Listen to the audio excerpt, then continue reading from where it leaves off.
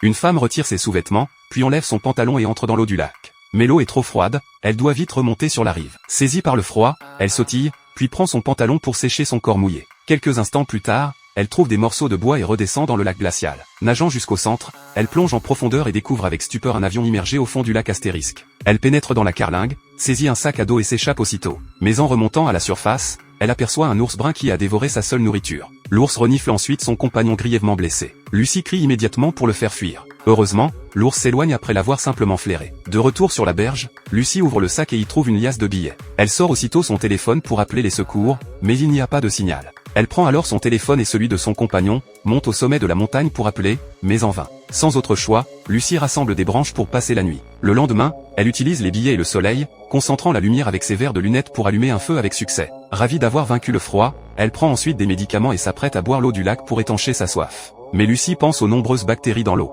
Elle place alors une plaque de métal sur le feu pour faire bouillir l'eau du lac, résolvant ainsi le problème de l'eau potable. Après s'être réhydratée, Lucie décide d'aller pêcher au bord du lac. Mais après plusieurs tentatives, il est évident qu'attraper des poissons à main nue est impossible. Lucie fabrique alors une canne à pêche rudimentaire. Pourra-t-elle attraper du poisson pour se nourrir et s'échapper de cette nature sauvage ?